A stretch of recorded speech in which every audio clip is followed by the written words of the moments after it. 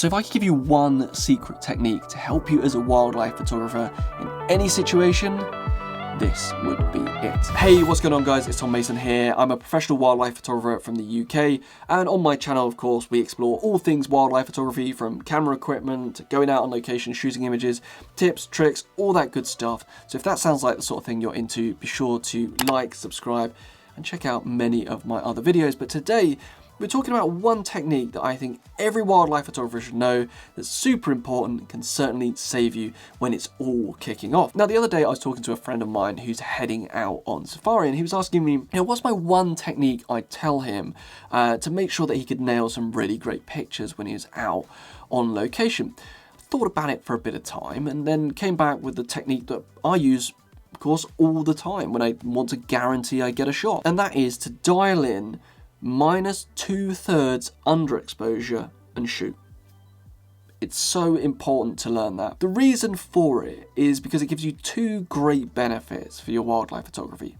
Firstly, it's all about protecting those highlights. You know, as digital photographers, if we overexpose an image and we, have massive overexposure in the highlights, we're not going to be able to get any detail back from that in our shot in post-production. And it's a bit of a problem. If we underexpose, however, we can lift that, we can claw back from some detail from the shadows, so that's far less of an issue. So underexposing by 2/3 can help protect the highlights in any image and make sure we've got a usable file for when we edit later down the line. Of course, nowadays with great camera quality and the actual detail that we can pull out of the shadows is really impressive, and a lot of the time 2/3 underexposure is going to be so within the kind of dynamic range of your camera, it's really not going to look that different, but protecting those highlights is really, really key. Now, the second really great thing about dialing in minus 2/3 underexposure is it's naturally going to bump your shutter speed up. It's going to make it faster. It's going to mean that to get a correct exposure of minus 2/3, you're going to get 2/3 higher of a shutter speed.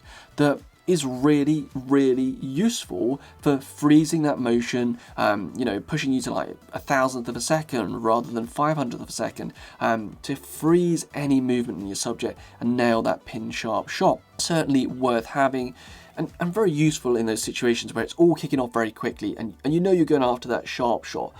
If you're going for more that kind of intentional camera movement, all that sort of stuff, you'll have planned it already. But when stuff hits off and you want to get a sharp image, really beautiful shot, action that's kicking off, dialing in minus 2/3 underexposure is going to boost that shutter speed and help you nail that frame.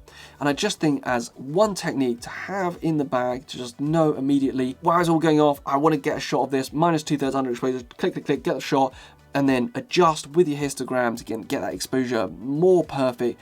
If you've got time to do that, it's great. But if you don't have time, you've nailed a shot in the bag without any worry that you've overexposed, muffed up the exposure. Super useful to know, and something I still use all the time when I'm out shooting. Now, I'd really love to know what's your one technique you would tell every wildlife photographer about. What would be the one thing you tell people? Drop it in the comments. I'd love to read through them, see what you think, and hopefully that tip is going to help you out in the field. Let me know if you use it, but seriously, try it out the next time you're out. If the action's kicking off, dial in 2/3 underexposure and shoot.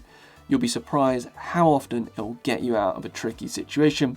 And hopefully that's going to help you out with your own shooting.